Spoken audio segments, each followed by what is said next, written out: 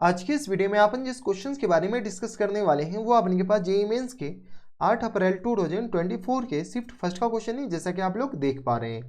यहाँ पर देखिए हमारे पास क्या दे रखा है कि लेट कोई एक मैट्रिक्स है, ए मैट्रिक्स है, जो कि अपने के पास किसके बराबर दे रखा है, इसके बराबर एक रिलेशन दे रखा है। एक मैट्रिक्स ए दे रखा है और ये एक रिलेशन दे रखा है। Where I is identity matrix of order 3x3 के बराबर है। Then 2a + 3b। देखो एक तो तरीका सिंपल सा है अपने के पास, बचकाना वाला तरीका ये है कि हम क्या करेंगे, इसका अपने पास क्यू निकालेंगे, फिर स्क्वायर निकालेंगे, फिर ए निकालेंगे, फिर 21i निकालेंगे, उसके बाद अपने पास फिर ऐड कर देंगे। बेटा तुम जेईई मेंस की तैयारी कर रहे हो तो जेईई मेंस की तरह सोचो। अगर तुम जेईई मेंस की तरह नहीं सोच पाओगे, जेईई एडवांस की तरह नहीं सोच पाओगे ना, तो तुम मैथ्स में 10 क्वेश्चंस बनाते बनाते तुम्हें 1 घंटा 10 मिनट 15 मिनट गुजर जाएगा। ठीक है, तो जेईई मेंस की तरह अपने पास सोचने के लिए ये है कि एक अपने पास कैरेक्टरिस्टिक इक्वेशन, जब भी हमारे पास कोई एक मैट्रिक्स दे रखा हो और इस तरीके से कुछ भी दे रखा हो तो ये अपने पास इसका कैरेक्टरिस्टिक इक्वेशंस होते हैं। तो चलो सबसे पहले अपने के पास क्या है कि हम थोड़े से कैरेक्टरिस्टिक इक्वेशन के बारे में बता देते हैं। तो ये जो अपने के पास ए है, मान लो अपने पास ये आ गया A B C D E F और ये आ गया अपने पास जी एच और ये रहा हमारे पास किस बराबर, आई के बराबर। स्मॉल आई ले लेते हैं।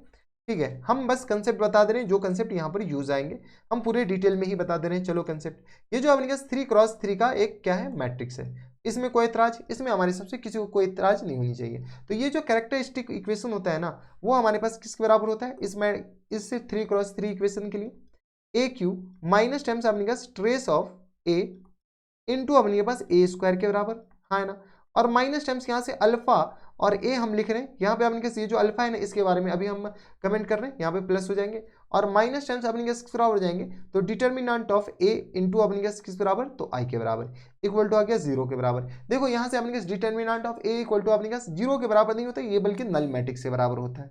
ये जो अल्फा होता है ना, अल्फा के बारे में हम थोड़ा सा और डिटेल में जानकारी दे रहे हैं। तो ये जो अल्फा होता है, यहाँ से अपने पास ये जो अल्फा होता है, अल्फा को लिख लो। अल्फा को क्या होता है कि डायगोनल एलिमेंट को क्रॉस मल्टीप्लाई, ये क्रॉसपोंडिंग दो को मल्टीप्लाई करके ऐड कर दो। तो जैसे ही अपने पास डायगोनल एलिमेंट को मल्टीप्लाई करोगे तो बता दो बेटा किस पर आ जाएंगे, ए ई प्लस ई आई और प्लस टाइम्स ए आई के बराबर, हाँ है ना, और माइनस टाइम्स अपने पास इस करस्पॉन्डिंग एलिमेंट को ऐड करो, मल्टीप्लाई करो और ऐड कर दो। तो बताओ तो किस पर आ जाएंगे, तो ये आ गया अपने पास B T plus times C G और ये किस पर आ जाएंगे, तो प्लस टाइम्स बता तो एफ और इंटू एच के बराबर। ठीक है, तो ये हमारे पास अल्फा की जगह ये रिप्लेस कर दो। अब देखो इसकी मदद से हम ये डायरेक्ट लिखने की कोशिश कर रहे हैं। यहाँ से थोड़ा सा अपने पास अगर गौर से देखते हो तो इसको अपने पास क्या लिख सकते हो, तो ये हमारे पास क्या आ गया, A Q minus times 4a square के बराबर और माइनस टाइम्स अपने पास ये प्लस ए के बराबर हो जाएंगे और प्लस टाइम्स आ जाएंगे 21 आई के बराबर, इक्वल टू आ गया नल मैट्रिक्स के बराबर। ये नल मैट्रिक्स नहीं होता है, बल्कि अब ये जीरो नहीं होता बल्कि नल मैट्रिक्स होता है। अब अगर आप गौर से देखते हो तो ये हमारे पास किसके बराबर होता है, तो यहाँ से अपने पास ये ट्रेस होता है। क्या होता है अपने पास, ट्रेस। तो बताओ तो बेटा ट्रेस किसके बराबर दे रखा, 4 के बराबर। तो ट्रेस ऑफ ए किसके बराबर है, 4 के बराबर। तो बताओ तो 4 अपने पास ए का ट्रेस अपने पास ये पूरा को ऐड कर दो, तो 2 +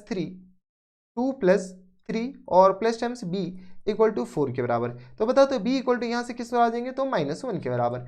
देखो अपने पास b डायरेक्ट किसके बराबर हो गया, तो माइनस टाइम्स 1 के बराबर।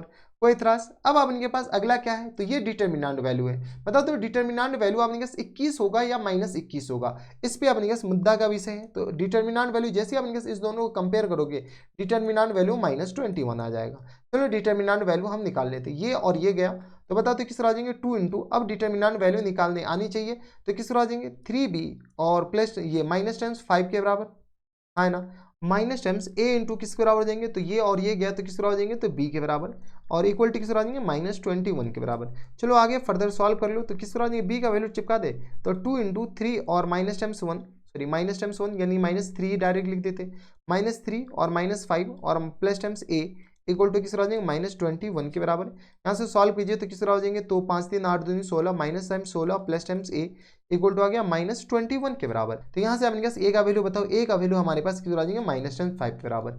कोई इतराज, यहाँ तक हमारे सबसे कोई दिक्कत परेशानी नहीं होनी चाहिए। तो देख लिया अपने के पास, जैसे ही ये कंसेप्ट आपको पता है तो पूरा अपने के पास क्वेश्चन 1 मिनट में सॉल्व हो जाएगा।